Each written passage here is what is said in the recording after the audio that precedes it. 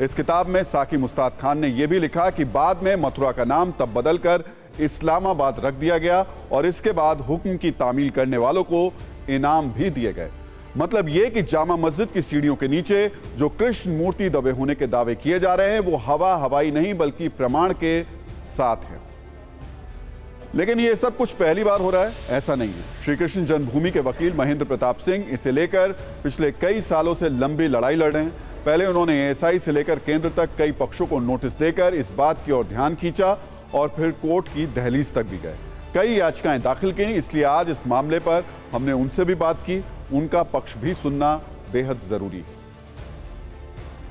1670 में जब औरंगजेब ने मथुरा श्री कृष्ण जन्मभूमि का विध्वंस किया था तो यहाँ से जो छोटी छोटी मूर्तियाँ थी वो कसाईयों को दी गई मांस तोड़ने के लिए, और यहाँ के जो मूल विग्रह थे ठाकुर केशव राय जी के और उसके साथ कुछ छोटी छोटी मूर्तियाँ हैं उन्हें औरंगजेब आगरा ले गया था और आगरा में जामा मस्जिद है, जामा मस्जिद की सीढ़ियों में उन विग्रह को लगा दिया गया। इसके पीछे एक बड़ा उनका एक मैं कहूँ एक कुकृत्य था कि हिंदू धर्म की आस्था को ठेस पहुंचाने के लिए उन्होंने मूर्तियों को वहाँ लगाया था, जिससे वो शाही खानदान के लोग पैरों से चढ़ते उतरते थे और सनातन धर्म को बेइज्जत करने के उद्देश्य से उन्होंने ये लगाया था। तो जब ये चीज़ ये महत्वपूर्ण तथ्य हमारे संज्ञान में आई, जब हम श्री कृष्ण जन्मभूमि का केस लड़ रहे थे तो ठाकुर जी की ऐसी प्रेरणा हुई कि क्यों ना उस विग्रह को वहाँ से लाया जाए। तो इसी को लेकर के हमने 23 दिसंबर को केस दाखिल किया।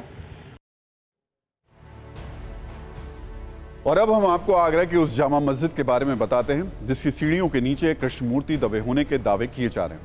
आगरा की जामा मस्जिद देश की सबसे बड़ी मस्जिदों में शामिल है।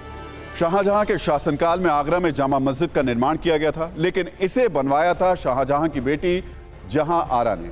17वीं शताब्दी में 1643 में आगरा में जामा मस्जिद बनाने का काम शुरू हुआ था। इसके बनने में 5 साल का वक्त लगा और 1648 में आगरा की जामा मस्जिद बनकर तैयार हो गई। लेकिन 1658 से सबसे क्रूर मुगल शासक औरंगजेब का शासन वो शुरू हो गया और दावा है कि अपने शासन के दौरान 1670 में जामा मस्जिद के नीचे औरंगजेब ने कृष्ण मूर्ति दबवाई थी। इस दावे पर इतिहासकार क्या कहते हैं वो भी सुनिए।